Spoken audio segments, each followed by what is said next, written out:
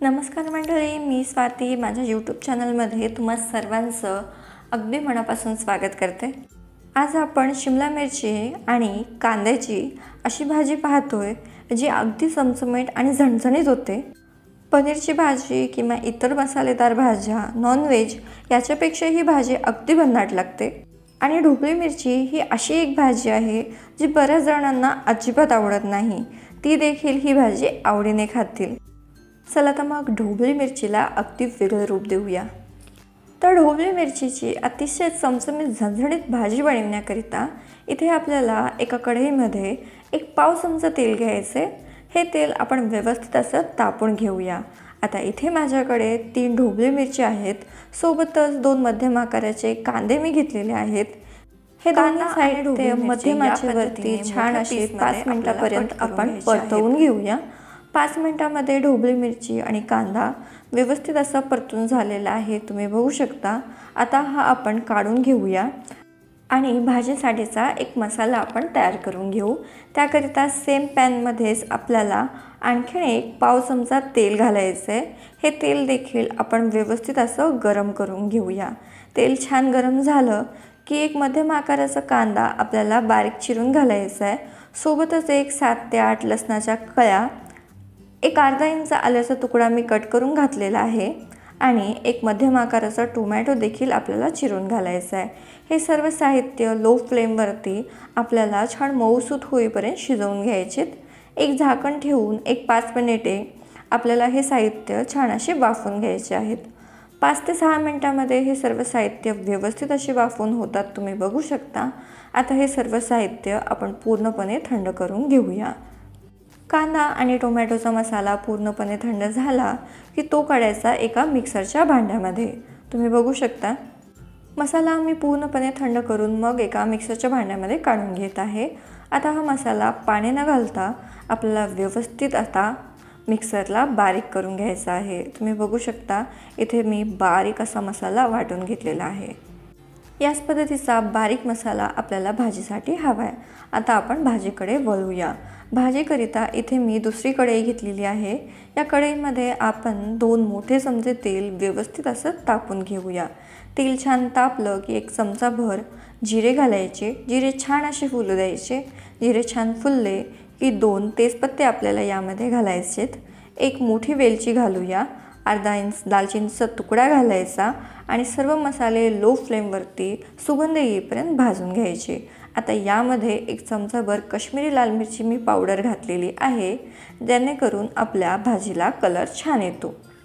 आता आपण तयार केलेला मसाला यामध्ये घालूया आणि लो फ्लेमवरती हा मसाला आपण व्यवस्थित असा तेल सुटेपर्यंत भाजून घेऊया।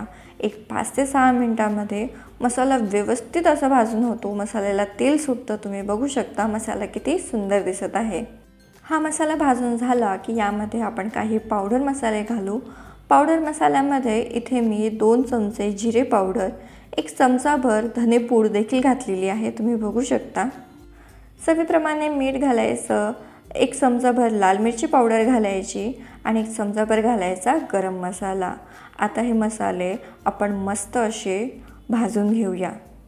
थोडंसं पाणी घालून लो फ्लेमवरती हे मसाले सुंदर असे भाजून घ्यायचे, जेणेकरून मसाले व्यवस्थित भाजले जातात आणि ते तळाला चिटकत नाहीत, म्हणजेच करपत नाहीत आणि व्यवस्थित असे भाजले जातात।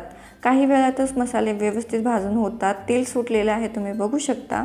आता या स्टेजवरती 2 ते 3 मोठे चमचे घट्ट दही आपल्याला यामध्ये घालायचं आहे।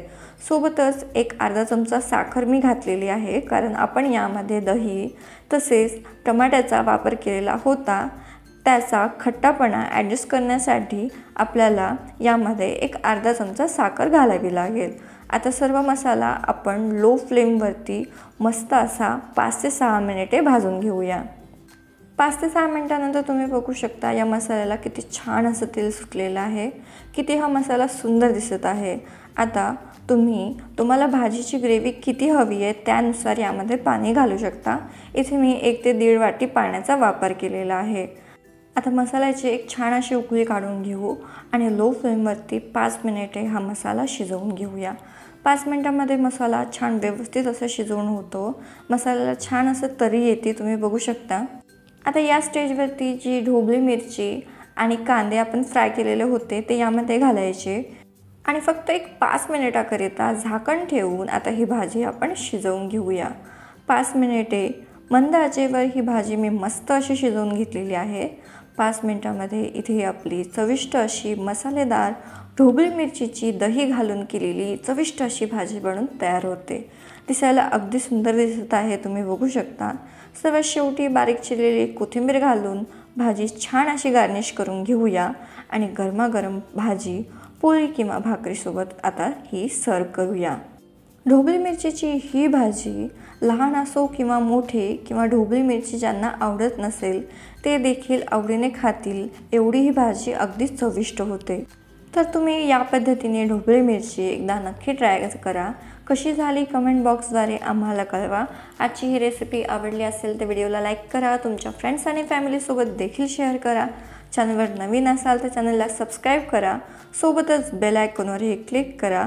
लवकरच भेटूया अशाच एका नवीन रेसिपीसोबत. तोपर्यंतसाठी धन्यवाद.